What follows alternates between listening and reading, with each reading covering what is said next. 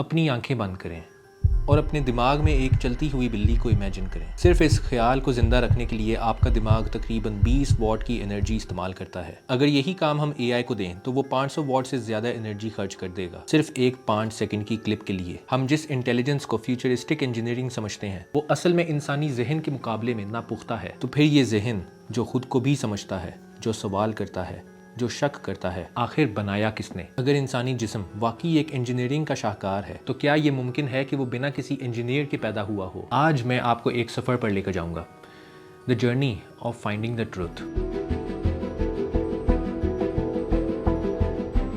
Atheism حالانکہ theory میں انتہائی سمپل ہے، پھر بھی ہیومن ہسٹری میں کافی لیٹ جا کر اس کا ذکر آیا۔ سب سے پہلے قدیم یونان میں ایتھیزم کی روٹس پیدا ہوئیں۔ یہ سوچ ڈائریکٹلی خدا کے کانسیپٹ کے خلاف تو نہیں تھی، مگر یہ پہلے لوگ تھے جنہوں نے کسی ریلیجن سے اپنے آپ کو علیحدہ کیا۔ اصل موڑ تب آیا جب 19 سینچری میں چارلز ڈارون نے اپنی بک دی اوریجن آف اسپیشیز میں اپنی ایوولوشن کی تھیوری سامنے رکھی، اور تھوڑی ہی دیر بعد سائنس نے ایوولوشن کو، جو ابھی اپنے تھیوریٹیکل سٹیج میں ہی تھی، اس کو ہیومن انیٹمی کی اسٹڈی کی بیس بنا دی۔ HMS بیگل کے سفر اور گیلاپاگوس کے جزیروں پر مختلف مخلوق کو دیکھ کر اس نے یہ خیال پیش کیا کہ زندگی وقت کے ساتھ اڈیپٹ کرتی ہے، جو زیادہ مناسب ہوتا ہے وہ زندہ رہتا ہے۔ یہیں سے ایوولوشن اور نیچرل سلیکشن کا کانسیپٹ آیا، مگر غلط فہمی یہاں پیدا ہوئی جب اس سائنٹیفک پروسیس کو زندگی کے مقصد کا جواب سمجھ لیا گیا۔ ڈارون نے یہ کبھی نہیں کہا کہ ایوولوشن کانشیسنس، اخلاق یا وجود کی وجہ سمجھا جاتا ہے۔ یہ لیپ بعد میں ڈاکنز جیسے لوگوں نے، جہاں کیسے کو کیوں بنا دیا گیا، اور سائنس ایک آبزرویشن سے آئیڈیالوجی بن گئی۔ ایک اور سائنسدان رچرڈ ڈاکنز نے سائنس کو سمجھانے کے بجائے اس کو ایک پروپیگنڈا ٹول بنا دیا۔ جہاں ڈارون نے صرف ایک بایولوجیکل میکینزم ڈسکس کیا، وہاں ڈاکنز نے ایوولوشن کو مذہب کے خلاف ایک ویپن بنا کر پیش کیا۔ وہ ہر مشکل سوال، چاہے وہ کانشیسنس ہو، مورل ویلیوز ہوں یا وجود کا مقصد، ان کو بلائنڈ پروسیسز پر ڈال کر سمجھتے ہیں کہ بات ختم ہو گئی، لیکن اصل میں ان کی بات سائنس سے زیادہ فلسفی پر آ جاتی ہے، اور وہ بھی ایک کمزور فلسفی۔ ڈاکنز یہ مان لیتا ہے کہ اگر کوئی بھی چیز لیب میں میجر نہیں ہو سکتی تو وہ یا تو ایلوژن ہے یا بیکار، جبکہ سائنس خود اس بات کو مانتا ہے کہ ہر حقیقت میجریبل نہیں ہوتی۔ اس طرح ایتھیزم اس کے ہاتھ میں علم کا نتیجہ نہیں بلکہ پہلے سے بنا ہوا یقین لگتا ہے، جس کے لیے وہ بعد میں دلائل ڈھونڈتے ہیں۔ یہ ویڈیو اس لیے ضروری ہے کیونکہ یہ سوال اٹھتا ہے، کیا ہم واقعی سب کچھ سمجھ چکے ہیں؟ سوشل میڈیا اور پاپولر ایتھیسٹ نے سمپل جواب بیچ کر گہری سوچ کو سائیڈ لائن کر دیا ہے۔ اس ویڈیو میں نہ صرف یقین یا انکار کی بات ہوگی بلکہ سوچنے کی عادت واپس لائے گا۔ اس سوال کا جواب ڈھونڈنے سے پہلے کہ کیا خدا موجود ہے یا نہیں، ہمیں سب سے پہلے یہ طے کرنا ہوگا کہ ہم خدا سے مراد کیا لے رہے ہیں۔ اگر ہر شخص اپنی پسند کا خدا ڈیفائن کرے تو پھر بات کبھی آگے نہیں بڑھ سکتی۔ اس لیے اس پوری ویڈیو کے لیے ہم خدا کو کسی مذہب، کسی تصویر یا کسی کہانی کے ذریعے ڈیفائن نہیں کریں گے۔ ہم صرف لاجک اور ریزن کی بنیاد پر ایک کرائیٹیریا سیٹ کر رہے ہیں جس سے ہم باقی تمام سوالات کو جج کریں گے۔ سب سے پہلی بات یہ سامنے آتی ہے کہ اگر خدا ہے تو اسے ٹائم لیس ہونا چاہیے۔ اگر خدا وقت کے اندر ہو تو وہ بھی وقت کا پابند ہو جاتا ہے، اور جو چیز وقت کے ساتھ چینج ہوتی ہو وہ کبھی الٹیمیٹ ریالٹی نہیں ہو سکتی۔ اس لیے اگر خدا موجود ہے تو اسے وقت سے پہلے بھی ہونا چاہیے، وقت کے بعد بھی، اور وقت کے بغیر بھی۔ یہ بات اس لیے اہم ہے کیونکہ آگے جا کر ہم دیکھیں گے کہ وقت خود کب اور کیسے شروع ہوا۔ دوسری بات یہ کہ خدا کو نیسیسری ہونا چاہیے۔ ہم اس کائنات کی ہر چیز کو دیکھیں تو وہ یا تو موجود ہو سکتی ہے یا نہیں۔ ہم خود بھی اسی کیٹیگری میں آتے ہیں۔ ایسی چیزوں کو کنٹینجنٹ کہا جاتا ہے، لیکن اگر ہر چیز کنٹینجنٹ ہو تو پھر اصل میں کچھ بھی وجود میں نہیں آ سکتا، کیونکہ ڈیپینڈنٹ چیزوں کی ایک چین کبھی خود کو ایکسپلین نہیں کر سکتی۔ اس لیے کہیں نہ کہیں ایک ایسی ریالٹی ہونی چاہیے جو کسی اور پر ڈیپینڈ نہ کرتی ہو، جو صرف اس لیے موجود ہو کیونکہ اس کا نہ ہونا ممکن ہی نہ ہو۔ اس کو ہم نیسیسری بینگ کہتے ہیں، اور یہ کرائیٹیریا اس لیے ضروری ہے کیونکہ بنا اس کے کچھ بھی کیوں ہے کا جواب کبھی نہیں ملتا۔ تیسری بات، خدا کو آل پاورفل ہونا چاہیے، لیکن یہاں ایک غلط فہمی دور کرنا ضروری ہے۔ آل پاورفل کا مطلب یہ نہیں ہوتا کہ خدا لاجیکل کانٹرڈکشنز کرے، جیسے کہ ایتھیسٹ کہتے ہیں کہ کیا خدا ایک ایسا پتھر بنا سکتا ہے جو اس سے خود نہ اٹھایا جا سکے۔ اس کویسچن میں ٹرک یہ ہوتی ہے کہ اگر تو خدا ایک ایسا پتھر بناتا ہے جو اس سے خود نہ اٹھایا جا سکے تو اس سے یہ ثابت ہو جائے گا کہ خدا ویک ہے، کیونکہ گاڈ تو ایک ایسی چیز ہے جو آل پاورفل ہے۔ مگر اکارڈنگ ٹو دیم، اگر گاڈ ایک ایسا راک نہیں بنا سکتا جو ان سے خود نہ اٹھایا جائے تو پھر وہ بات آ جاتی ہے کہ وہ آل پاورفل نہیں کہ وہ ایسی چیز ہی بنا پائے۔ اکثر یوں ہوتا ہے کہ سوالات میں ہی ریزن نہیں ہوتا، کیونکہ یہاں مسئلہ پاور کا نہیں ہے، یہاں مسئلہ لاجک کا ہے۔ بالکل اسی طرح جیسے شادی شدہ بیچلر गोल ट्रायंगल या एक जिंदा मैयत। ऑल पावरफुल का मतलब ये है कि जो चीज़ लॉजिकली मुमकिन हो वो उसके लिए मुमकिन हो। ये बात इसलिए मैटर करती है क्योंकि अगर खुदा में पावर की कमी हो तो फिर तो वो कायनात का सबब हो ही नहीं सकता। चौथा क्राइटेरिया ये है कि खुदा को ऑल इंटेलिजेंट होना चाहिए। हम एक ऐसी कायनात में रहते हैं जहाँ कवानीन मौजूद हैं, जहाँ मैथमेटिक्स काम करती है, जहाँ इंफॉर्मेशन और ऑर्डर नज़र आता है और जहाँ जहन पैदा होता है। बेअकल चीज़ें कानून पैदा नहीं करती, इंफॉर्मेशन बिना सोर्स के नहीं होती और इंटेलिजेंस सिर्फ इत्तेफाक से जन्म नहीं लेती। इसलिए अगर इस सब के पीछे कोई असल सबब है तो उसे खुद इंटेलिजेंस का मालिक होना चाहिए। ये क्राइटेरिया इसलिए अहम है क्योंकि आगे चलकर हम कॉन्शियसनेस, मोरालिटी और फाइन ट्यूनिंग जैसे सवालों पर बात करेंगे। तो इस पूरी वीडियो में जब हम खुदा, गॉड का जिक्र करेंगे तो हम इन्हीं क्राइटेरिया के अराउंड रहकर तमाम चीज़ें डिस्कस करेंगे, ना ज़्यादा ना कम। क्या वक्त हमेशा से मौजूद था या फिर उसका भी कभी आगाज़ हुआ? आम तौर पर हम वक्त को एक ऐसी चीज़ समझते हैं जो हमेशा चलती आ रही है, लेकिन साइंस और फिलॉसफी दोनों यहाँ एक अजीब सी हद पर आकर रुक जाती हैं। अगर हम पूछें कि वक्त से पहले क्या था तो ये सवाल खुद ही अपनी हद से बाहर चला जाता है, क्योंकि पहले का लफ्ज़ ही वक्त का मोहताज होता है। इसलिए बिफोर टाइम का ख्याल एक पैराडॉक्स पैदा करता है, एक ऐसा सवाल जो ज़ुबान पर तो बनता है लेकिन रियलिटी में नहीं माना जाता। इसी वजह से अगर वक्त का कभी आगाज़ हुआ है तो फिर उस आगाज़ की वजह वक्त के अंदर नहीं मौजूद हो सकती। यहीं पर साइंस एक अहम नुक्ता सामने रखती है, बिग बैंग। बिग बैंग का मतलब ये नहीं कि कहीं खाली स्पेस में एक धमाका हुआ, बल्कि बिग बैंग का मतलब ये है कि स्पेस, टाइम और मैटर खुद एक ही लम्हे में वजूद में आए। इससे पहले ना स्पेस था, ना टाइम, ना ही कोई फिजिकल चीज़। यानी बिग बैंग सिर्फ कायनात का आगाज़ नहीं था बल्कि वक्त का भी आगाज़ था। जब टाइम का भी एक ओरिजिन हो तो उससे पहले का सवाल वैसे ही बेमायनी हो जाता है। तो यहाँ हम एक अजीब लेकिन वाज़े नतीजे पर पहुँच जाते हैं। अगर स्पेस, टाइम और मैटर तीनों का आगाज़ हुआ तो फिर इन तीनों का सबब भी इनसे बाहर होना चाहिए। जो चीज़ स्पेस के अंदर हो वो स्पेस को पैदा नहीं कर सकती, जो चीज़ वक्त के अंदर हो वो वक्त को शुरू नहीं कर सकती, और जो चीज़ मैटर पर मबनी हो वो मैटर का सबब नहीं हो सकता। इसलिए बिग बैंग का सबब लाजमी तौर पर नॉन फिजिकल, टाइमलेस और स्पेस से बाहर होना चाहिए। और यहीं पर वो क्राइटेरिया जो हमने शुरू में सेट किया अचानक से सिर्फ थ्योरी नहीं बल्कि एक सीरियस पॉसिबिलिटी बनकर सामने आता है। क्योंकि जो चीज़ वक्त से बाहर हो, जो खुद किसी शुरुआत का मोहताज ना हो और जो वजूद को कायम रखता हो, वो बिल्कुल उस तरह की रियलिटी लगती है जो हमने खुदा के लिए डिफाइन किया था। अब हम एक बुनियादी चीज़ की तरफ आ जाते हैं, कॉन्शियसनेस।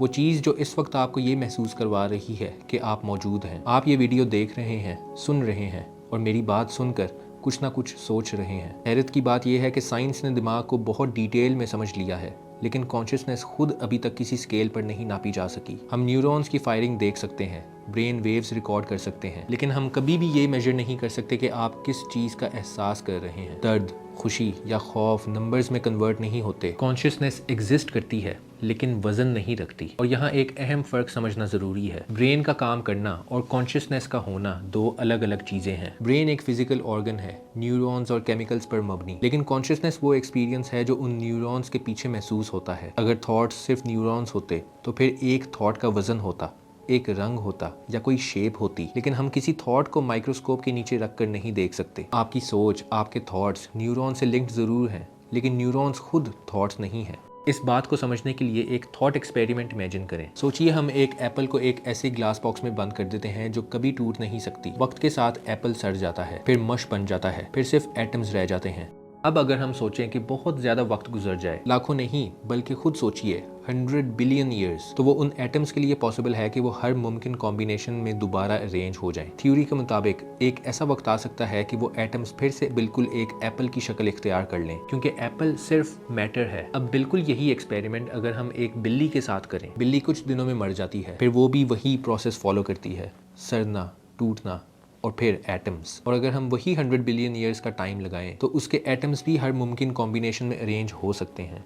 थ्योरी के मुताबिक वो फिर से एक बिल्ली की शक्ल भी इख्तियार कर सकती है, लेकिन यहाँ एक फ़र्क है, वो दोबारा से एक बिल्ली की शक्ल तो इख्तियार कर सकती है, उसका दिमाग भी उसी सेम बनावट में बन सकता है, लेकिन कभी भी कॉन्शियसनेस महसूस करती हुई बिल्ली नहीं बन सकती, क्योंकि कॉन्शियसनेस मैटर की प्रॉपर्टी नहीं है। एटम्स को जोड़ने से मैस, शेप और स्ट्रक्चर मिल जाता है, लेकिन एक एक्सपीरियंस और एक परसेप्शन नहीं मिलता। आप बिलियन ट्रिलियन दफ़ा उस एटम्स को रीअरेंज करके बिल्ली बना सकते हैं, लेकिन उस अंदर से महसूस होने वाली रियलिटी को कभी दोबारा पैदा नहीं कर सकते। कॉन्शियसनेस कोई ऐसी चीज़ नहीं जो किसी रीअरेंजमेंट से वापस आ जाए, और इसलिए हम कहते हैं कि कॉन्शियसनेस एक नॉन मटेरियल इनटेंजिबल प्रॉपर्टी है। और यहाँ सवाल मजीद गहरा होता जाता है, अगर कॉन्शियसनेस मैटर से ज़्यादा है और वो किसी केमिस्ट्री का नतीजा नहीं है, तो फिर वो आई कहाँ से? क्या एक अंधी बेहोश कायनात ने अचानक ऐसी चीज़ पैदा कर दी जो खुद को जानती हो, जो सवाल करती हो और जो अपने वजूद पर हैरान होती है? और यहीं पर एक सवाल खुद ब खुद पैदा होता है, अगर खुदा ने सब कुछ बनाया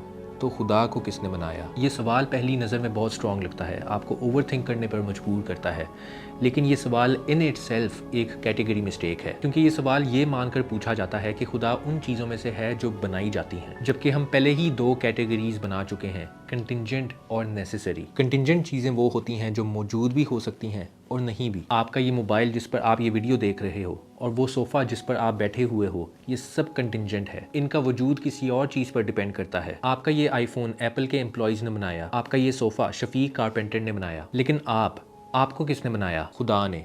और खुदा खुद एक नेसेसरी बीइंग है। नेसेसरी बीइंग वो होता है जिसका ना होना ही नामुमकिन हो, जो किसी और पर डिपेंड ना करता हो, जो सिर्फ इसलिए मौजूद हो क्योंकि रियलिटी का स्ट्रक्चर उसके बगैर काम ही नहीं कर सकता। अगर आप ये कहें कि हर चीज़ कंटिंजेंट है, तो फिर आप एक ऐसी चेन बना रहे हैं जहाँ हर चीज़ किसी और पर डिपेंड करती है, लेकिन आखिर में कोई भी चीज़ सेल्फ सफिशेंट नहीं होती। ये बिल्कुल ऐसा ही है जैसे हवा में लटकती हुई जंजीर जिसका कोई हुक ही ना हो। चेन चाहे जितनी लंबी कर लें, अगर उसके एंड पर एक एंकर है तो वो कभी लटक ही नहीं सकती। और वैसे ही रिग्रेस ऑफ लाइफ भी ऐसी ही चीज़ है जिसका एक फाइनल एंड होना ज़रूरी है। और यहाँ लोग अक्सर कहते हैं, अच्छा तो फिर ये चेन इन्फिनिटी तक चलती होगी, लेकिन इनफाइनाइट रिग्रेस असल में कुछ भी एक्सप्लेन नहीं करता। इन्फिनिटी ये नहीं बताता कि कुछ क्यों मौजूद है। आप बिलियन ट्रिलियन या इन्फिनिटी तक कॉजेज ऐड कर दें, जब तक कोई ऐसी चीज़ ना हो जो खुद एक्सप्लेनेशन की मोहताज ना हो, तब तक सवाल वहीं का वहीं रहता है, कुछ भी क्यों है और कुछ भी नहीं क्यों है। इसलिए जब हम कहते हैं कि खुदा नेसेसरी बीइंग है, तो हम उसे एक्सेप्शन नहीं बनाते, बल्कि हम ये कह रहे हैं कि वो उस चेन का स्टॉपिंग पॉइंट है। क्योंकि नेसेसरी बीइंग का जवाब ये होता है,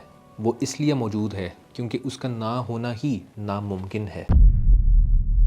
अब हम एक और पहलू की तरफ आते हैं, मोरालिटी। सोचिए, जब हम कहते हैं कि कोई काम गलत है, जैसे किसी बेगुनाह का कातिल या किसी बच्चे पर जुल्म, तो क्या ये सिर्फ आपकी कोई पर्सनल ओपिनियन है, या फिर आप अंदर से महसूस करते हैं कि ये बात शायद गलत है, बेशक पूरी दुनिया इससे इत्तेफाक करे या ना करे? यहाँ हम दो चीज़ों का फ़र्क समझेंगे, subjective and objective morality. Subjective morality का मतलब है मुझे ऐसा लगता है कि ये चीज़ सही है या गलत है, और ऑब्जेक्टिव मोरालिटी का मतलब होता है कि ये दर हकीकत सही है या गलत है। अगर मोरालिटी सिर्फ सब्जेक्टिव होती तो गलत किसी टेस्ट की तरह होता। जैसे किसी को चाय पसंद है, किसी को कॉफ़ी, फिर हिटलर का जुल्म भी सिर्फ एक ओपिनियन होता। लेकिन हम ऐसा महसूस नहीं करते। रॉन्ग का एहसास हैवी होता है, एब्सोल्यूट होता है, वो हम पर इम्पोज होता है, चाहे हम उसे पसंद करें या ना करें। कुछ लोगों का ये कहना है कि मोरालिटी एवोल्यूशन का नतीजा है। सर्वाइवल के लिए हमने कोऑपरेशन सीख ली, इसलिए राइट और रॉन्ग का ख्याल आ गया। लेकिन ये एक्सप्लेनेशन सिर्फ ये बताती है कि हम मोरालिटी पे यकीन क्यों रखते हैं। एवोल्यूशन सर्वाइवल सिखा सकती है, लेकिन क्या चाहिए और क्या नहीं चाहिए ये नहीं बता सकती। बायोलॉजी और साइकोलॉजी हमें ये बता सकते हैं कि हम कैसे बिहेव करते हैं और क्यों करते हैं, लेकिन ये नहीं बता सकती कि हमें कैसा बिहेव करना चाहिए। तो अगर मोरल लॉज रियल हैं, तो उनका सोर्स भी रियल होना चाहिए, और laws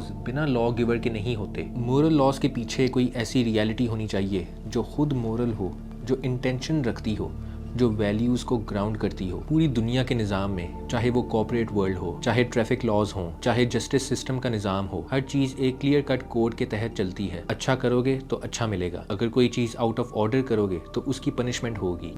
this is how things have always worked. अब ज़रा इस कायनात पर वापस आते हैं। फिज़िक्स हमें बताती है कि यूनिवर्स के बेसिक कॉन्स्टेंट्स, ग्रेविटी की strength, electromagnetic force, atomic ratios अगर ज़रा सी भी इधर उधर होती तो लाइफ मुमकिन ही ना होती। स्टार्स नहीं बनते, केमिस्ट्री कोलैप्स हो जाती, या यूनिवर्स सेकंड्स में तबाह हो जाता। ये नंबर्स रैंडम नहीं लगते, ये फाइन ट्यून्ड लगते हैं। ऐसा लगता है जैसे बहुत ही नैरो विंडो के अंदर सेट किए गए हों, सिर्फ इसलिए कि लाइफ एग्जिस्ट कर सके। अब कहने को तो कह सकते हैं इट्स जस्ट अ चांस, लेकिन चांस का मतलब होता है प्रोबेबिलिटी, और यहाँ प्रोबेबिलिटी इतनी लो है कि इमेजिनेशन से बाहर चली जाती है। ऐसा लगता है जैसे आप ब्लाइंड फोल्ड पहनकर एक तीर फेंकें जो बिलियन गैलेक्सीज के बीच से गुजरता हुआ सीधा एक छोटी सी बुलजाई पर लग जाए, और फिर ये कहा कहा जाए कि it was all luck. Cosmological constant जो यूनिवर्स की एक्सपेंशन की स्पीड कंट्रोल करता है, अगर 10⁻120 में से एक हिस्सा भी ज्यादा होता तो यूनिवर्स पैदा होते ही फट जाता, और अगर एक छोटा सा फ्रैक्शन भी कम होता तो यूनिवर्स कोलैप्स कर जाता। अब जरा जिंदगी के अंदर देखें, अपने खुद के अंदर देखें। डीएनए रेप्लिकेशन में गलती का चांस 1 बिलियन में से एक से भी कम होता है, जबकि बिना किसी मैकेनिज्म के इतनी लंबी और मीनिंगफुल जेनेटिक इन्फॉर्मेशन का खुद ब खुद बन जाना प्रोबेबिलिटी के हिसाब से लगभग 0 के बराबर है। इतना प्रिसाइज बैलेंस यूनिवर्स से लेकर एक सेल तक, ये कहना मुश्किल कर देता है कि ये एक अंधा इत्तेफाक है, बल्कि यहाँ तो ज्यादा फेथ रिक्वायर्ड होता है खुदा की वजूद को ना मानने पर। ये नंबर सिर्फ कम्प्लेक्सिटी नहीं बल्कि एक डिजाइन की तरफ इशारा करते हैं। एवोल्यूशन जिंदगी के अंदर कम्प्लेक्सिटी एक्सप्लेन करती है, लेकिन जिंदगी के काबिल यूनिवर्स को एक्सप्लेन नहीं करती। एवोल्यूशन को चलने के लिए पहले से लॉज, केमिस्ट्री और स्टेबल रियलिटी चाहिए होती है। नहीं बनाती, बल्कि वो एक फाउंडेशन पर चलती है। और फिर आखिरी सवाल,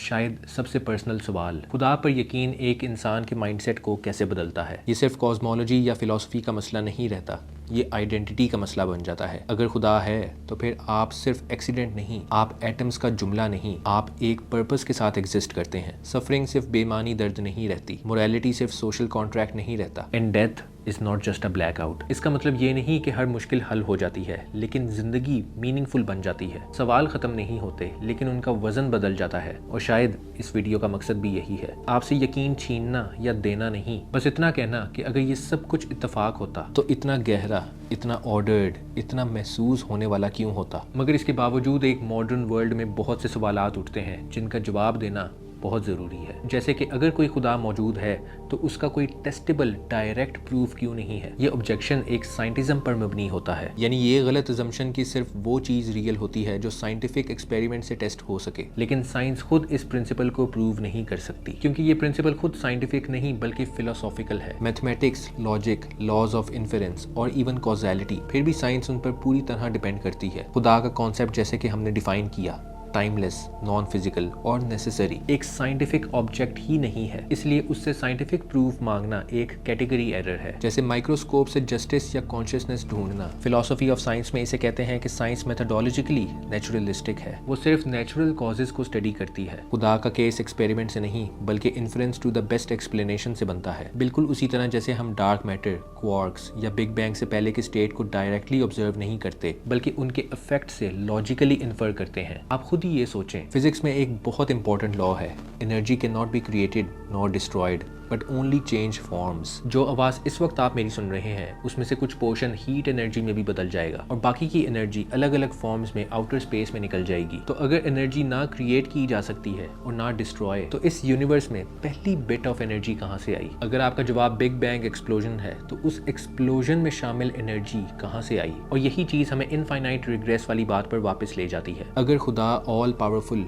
और ऑल गुड है तो फिर अननेसेसरी सफरिंग क्यों है? ये आर्ग्यूमेंट अक्सर एक इमोशनल फोर्स रखता है, लेकिन लॉजिकली ये अज्यूम करता है कि अगर किसी सफरिंग का रीजन हमें नहीं समझ आ रहा तो फिर कोई रीजन हो ही नहीं सकता। फिलोसफी में इसे नो सीएम इन्फरेंस कहते हैं। अगर मुझे एक्स नजर नहीं आ रहा तो एक्स एग्जिस्ट नहीं करता, और ये रीजनिंग साइंटिफिकली भी गलत है। ह्यूमन कॉग्निशन एवोल्यूशनरी तौर पर सर्वाइवल के लिए ऑप्टिमाइज्ड है, ट्रूथ के पूरे लैंडस्केप को समझाने के लिए नहीं। न्यूरोसाइंस और एवोल्यूशनरी साइकोलॉजी दोनों ये बताते हैं कि हम long term system level consequences को इंट्यूटिवली ग्रैस्प करने में कमजोर हैं। इसलिए ये एक्सपेक्ट करना कि हम हर सफरिंग का कॉस्मिक पर्पस समझ सकें लॉजिकली अनजस्टिफाइड है। इसके अलावा फिलोसफी में free will defence, soul making theodicy और ग्रेटर गुड डिफेंस जैसे फ्रेमवर्क्स एग्जिस्ट करते हैं जो दिखाते हैं कि कुछ इवल्स लॉजिकली उन गुड्स के लिए नेसेसरी होते हैं जो बिना रिस्क, पेन और रियल लॉस के पॉसिबल ही नहीं। अगर दुनिया पेन फ्री होती तो करेज, सैक्रिफाइस, फॉरगिवनेस और मॉरल रिस्पॉन्सिबिलिटी जैसे कॉन्सेप्ट्स मीनिंगलेस हो जाते। इसलिए सफरिंग का वजूद लॉजिकली ऑल गुड गॉड को निगेट नहीं करता, बल्कि सिर्फ ये दिखाता है कि हम पूरी पिक्चर नहीं देख पा रहे।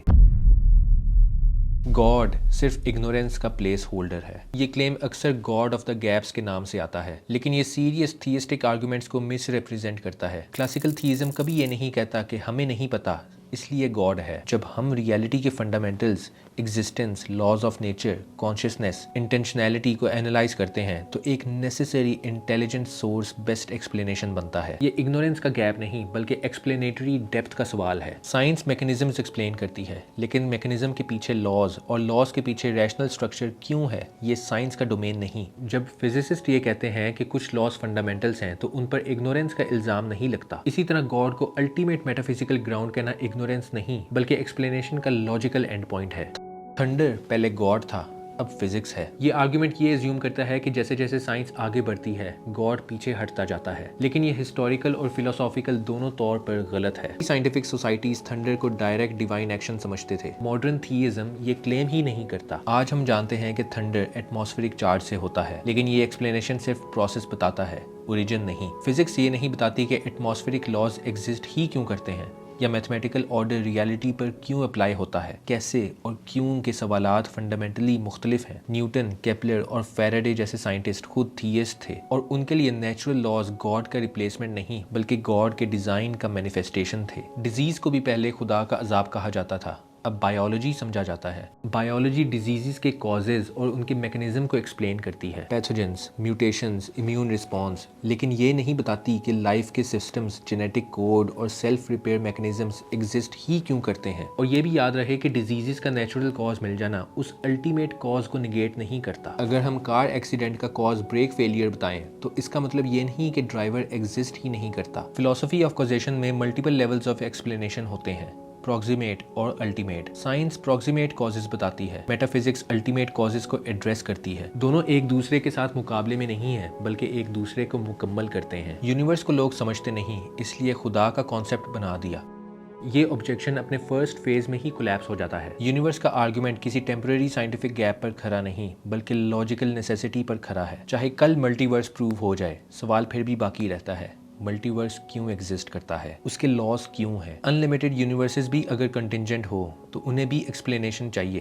انفائنائٹ ریگریس یہاں بھی کچھ بھی ایکسپلین نہیں کرتا. اس لیے گاڈ کا آرگومنٹ کوئی گیپ نہیں بلکہ گراؤنڈز آف آل گیپس کا جواب ہے، وہ جگہ جہاں ایکسپلینیشن لاجیکلی رکتی ہے. اس لیے نہیں کہ ہم اگنورینٹ ہیں بلکہ اس لیے کہ اس کے اوپر کچھ ہے ہی نہیں. ایک اور سوال جو بہت کامنلی پوچھا جاتا ہے کہ اگر گاڈ آل پاورفل ہے اور آل مرسیفل ہے تو دنیا میں اتنا ظلم کیوں ہونے دیتا ہے. دو وجوہات ایسی ہیں جو اس سوال کو ایکسپلین کرتی ہیں. پہلی بات تو یہ ہے اس دنیا کا، اس کائنات کا بیلنس اسی طرح مینٹین رہتا ہے. آپ لوگوں نے یہ تو سنا ہی ہوگا کہ پاورٹی سب غریبوں کو پیسے دے دینے سے ختم نہیں کی جا سکتی، کیونکہ جو امیر ہے وہ امیر صرف اس لیے ہے کیونکہ کوئی غریب ہے. اگر سب امیر ہوں گے تو سب کے پیسوں کی ویلیو زیرو ہو جائے گی. اس لیے اگر دنیا سے برائی ختم ہو جاتی ہے تو اچھائی ایگزسٹ ہی نہیں کر سکتی. You can not understand good without evil and you can not feel love without hate. اور دوسرا پہلو یہ ہے کہ جب گاڈ کی ایگزسٹنس کی بات ہوتی ہے تو ہمیشہ آفٹر لائف کی بھی بات ہوتی ہے، جہاں دنیا میں ہونے والی تمام سفرنگز کی کمپنسیشن کی بات کی جاتی ہے. مگر یہاں ایک اور سوال اٹھتا تھا کہ اگر خدا نے یہ دنیا ایز اے ٹیسٹ بنائی ہے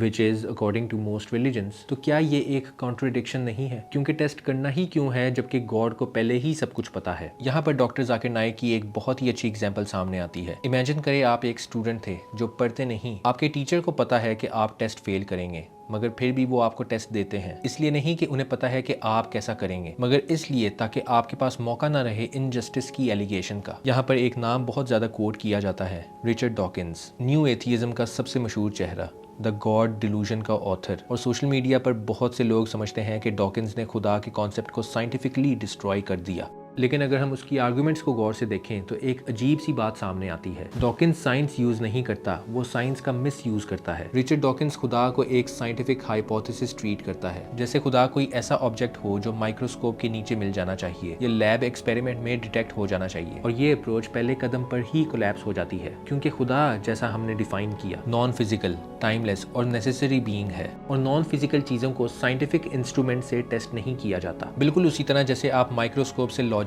میتھمیٹکس یا مورل ٹروتھ ڈھونڈنے کی کوشش کریں، کچھ نہیں ملے گا. اس کا مطلب یہ نہیں کہ لاجک یا میتھ ایگزسٹ نہیں کرتی، اس کا مطلب یہ ہے کہ آپ غلط ٹول استعمال کر رہے ہیں. ڈاکنز کا ایک مشہور کلیم یہ ہوتا ہے، God is a complex being, اور کمپلیکس چیزیں سمپل چیزوں سے ایوالو ہوتی ہیں، اس لیے گاڈ خود ایوولوشن کا پروڈکٹ ہونا چاہیے. یہ آرگیومنٹ سننے میں تو کلیور لگتا ہے، لیکن اصل میں یہ ایک کیٹیگری مسٹیک ہے۔ کمپلیکسٹی فزیکل سسٹمز کی پراپرٹی ہوتی ہے، جیسے machines, organisms, brains. Necessary being کو فزیکل کمپلیکسٹی کے اسکیل پر رکھنا ہی غلط ہے۔ یہ بالکل ایسا ہی ہے جیسے کوئی پوچھے لاجک کا ویٹ کتنا ہوتا ہے، کیونکہ یہ سوال ہی بے معنی ہے۔ اور پھر ڈاکنز کا سب سے بڑا پرابلم یہ ہے کہ وہ ایکسپلینیشن سے بھاگتا ہے۔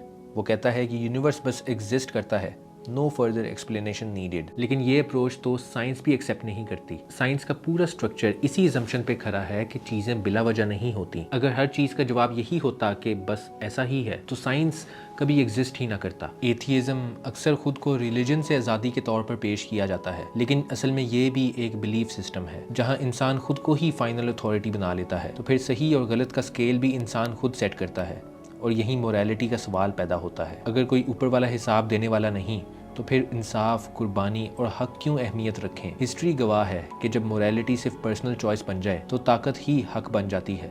اس لیے موریلٹی صرف ایک سوشل ایگریمنٹ نہیں بلکہ ایک گہری ضرورت ہے، ورنہ انسان خود اپنا خدا بن جاتا ہے۔ شاید خدا کا سب سے خوبصورت پہلو یہی ہے کہ وہ سب کچھ کر سکتا ہے۔ خدا پہ یقین ایک ایسی ریالٹی ہے جہاں وجود بے وجہ نہیں، جہاں کانشیسنس صرف کیمیکل ریئیکشن نہیں، جہاں موریلٹی صرف ایگریمنٹ نہیں، اور جہاں آپ صرف ایک ایکسیڈنٹ نہیں۔ خدا کا کانسیپٹ انسان کو چھوٹا نہیں کرتا، وہ اسے ذمہ دار بناتا ہے، اکیلا نہیں کرتا بلکہ کنیکٹڈ بناتا ہے۔ یہ یقین درد کو ختم نہیں کرتا مگر درد کو بے معنی بھی نہیں رہنے دیتا۔ اور شاید یہی سب سے گہری بات ہے، اگر کوئی الٹیمیٹ ٹروتھ ہے تو وہ صرف سمجھنے کے لیے نہیں، محسوس کرنے کے لیے بھی ہے۔ اور اب سوال یہ کھڑا ہوتا ہے، if there is a God, why is it Allah? I will see you next week. اللہ حافظ۔